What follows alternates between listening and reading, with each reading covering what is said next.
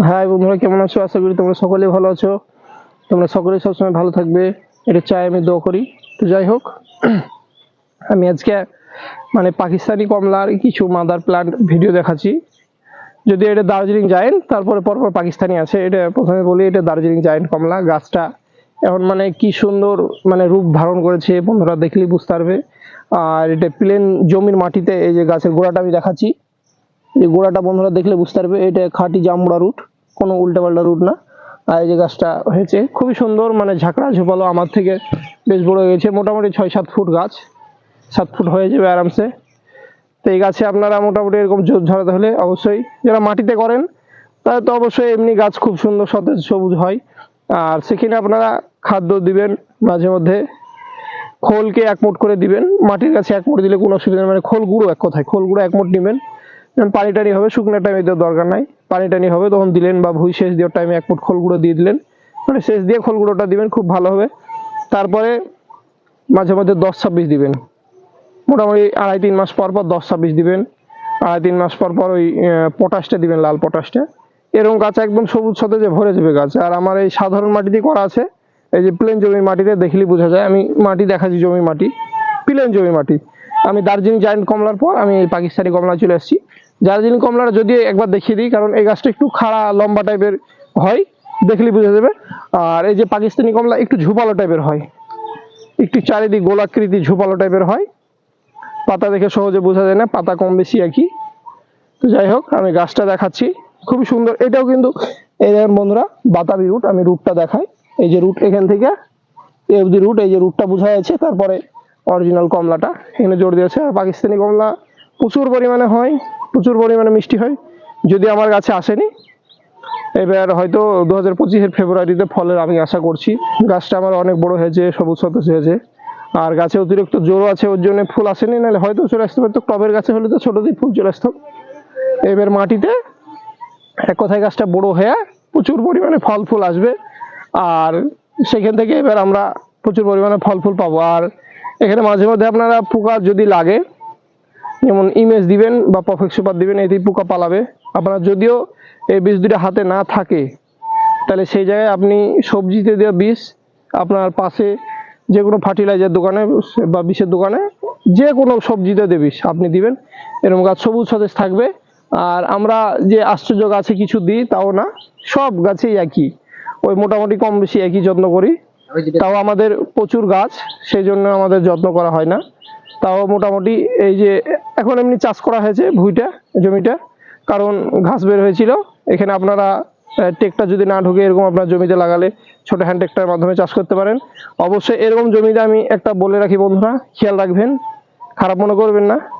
গাছের গোড়াটা মোটামুটি যতদিন পারবেন দাউলি দিয়ে ঘাসটাকে নিড়িয়ে তুলে নেবেন, তারপরে এরকম চাষ দিবেন। ভুল করে ঘাস পড়া বীজ বা পচা বীজ বা পোড়া বীজ এগুলা কিন্তু লেবুর জমিতে ইউজ করবেন না।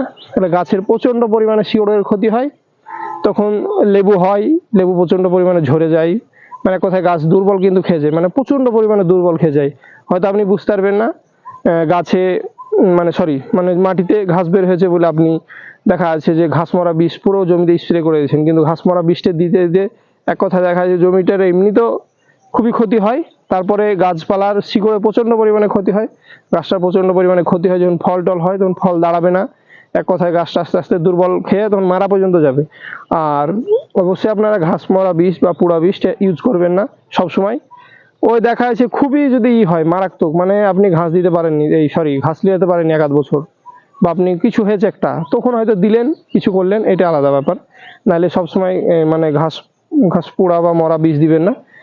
জমিকে এরকম সবসময় চাষ করে রাখবেন, সবুজ সতেজ হয়ে থাকবে, গাছ ভালো থাকবে, গাছের কোনো ক্ষতি হবে না। তো যাই হোক, আমি এরপর আমি আর একটা যাচ্ছি। এখানেও কিন্তু আমি পাকিস্তানি কমলার গাছ দেখাচ্ছি। এই যে একই একই শেপ, সুন্দরের গাছ, সুন্দর ঝোপালো গাছ, দেখতেই মজা লাগছে। আর গাছগুলা গঠন আলাদা, এক কথায় মাটিতে লাগালে গাছের খুব সুন্দর গঠন হয়। আর গাছের কোয়ালিটিটা দারুণ হয়, কারণ টবে সবসময় জোর পায় না, বা ছাদে ঢোবে ডামে করলে সবসময় জোর পায় না। তাই সেক্ষেত্রে মাটিতে কিন্তু এর ন্যাচারালি সমস্ত রকমের খাবার পেয়ে যায়। আর টবে তো ওর সীমাবদ্ধতা, তাই টবে সবসময় গাছ ভালো হতে চায় না। কিন্তু যদিও সব জায়গায় সবসময় সবারই তো নিচে জায়গা পাওয়া সম্ভব না, টাউনে বাড়ি তারা কিন্তু কি করবে, কিন্তু ছাদ ছাড়া উপায় নাই, ছাদে করবেন। আর ছাদে করলে একটু কষ্টকর ব্যাপার হয়, যেমনি পানি টানি দেওয়া গেলা সব কিছু মেনটেন করতে হয় প্রতিদিনকার প্রতিদিন। আর মাটিতে লাগিয়ে দিলে আপনার লাগানোর টাইমে কিছুদিন খাটনি হয়, তারপরে আস্তে আস্তে মাটির যখন শিকড়টা ধরে নেয় তখন আর অত খাটনি হয় না, কারণ ও অটোমেটিকই মাটি থেকে জল শোষণ করে, খাবার দাবার সবই শোষণ করে। আপনি যদি 2-4 মাস বা 5 মাস নাও খাবার দিতে পারেন কোনো ব্যাপার না, কিন্তু টবের গাছে না খাবার দিলে হয়তো দেখা যাচ্ছে গাছটা পুরো দুর্বল খেয়ে যাবে বা পুরো হলুদ হয়ে গাছটা একবারই দুর্বল খেয়ে যাবে, ফল ফুলই হবে না, তখন আর সেই গাছ আর জোরও দিবে না। তাই টবের গাছ একটু যত্ন পরিচর্যা করবেন, খেয়াল রাখবেন। আমি এরপর আবার এখানে দেখাচ্ছি, এখানেও পাকিস্তানি কমলা আছে। এই যে পাকিস্তানি কমলা আমার এত মাদার লাগানোর একটাই উদ্দেশ্য, সেটা হচ্ছে কমলাটা প্রচণ্ড পরিমাণে মিষ্টি হয়, প্রচণ্ড পরিমাণ ধরে। আর এর মাদার গাছ করতে হয় আমাদের নার্সারি ক্ষেত্রে, কারণ এই চারাটা প্রচণ্ড পরিমাণে মানুষ নেয়। এক কথায় পাকিস্তানি কমলা জাতটা খুব সুন্দর। তো যাই হোক, আপনারা এইভাবে গাছ করবেন। আর অবশ্যই জমিতে মানে ঘাস মারা বিষ দিবেন না, এমনি করে রাখবেন সবসময়, এরকম চাষ দিয়ে রাখবেন। জমিটা আমি সব দেখাচ্ছি সুন্দর, এরকম সব করে রাখবেন। তো যাই হোক, ভিডিও অবশ্যই ভালো লাগলে বন্ধুরা লাইক শেয়ার কমেন্ট করবে, আর আমার সাবস্ক্রাইব করে রাখবে ইউটিউব চ্যানেলটাকে। আর যে কোনো ভিডিও পাওয়ার জন্যে কমেন্টে আপনারা এই কমেন্ট করবেন যে হয়তো আপনার লেবু মানে পাড়া বা যে কোনো উদ্দেশ্য নিয়ে ভিডিও করতে বলবেন, আমি করব, বা গাছের যত্ন পরিচর্যা নিয়ে। তো যাই হোক, এটা আমার ছিল আজকে আর এই ভিডিও। নেক্সট ভিডিওতে আবার আসছি বন্ধুরা।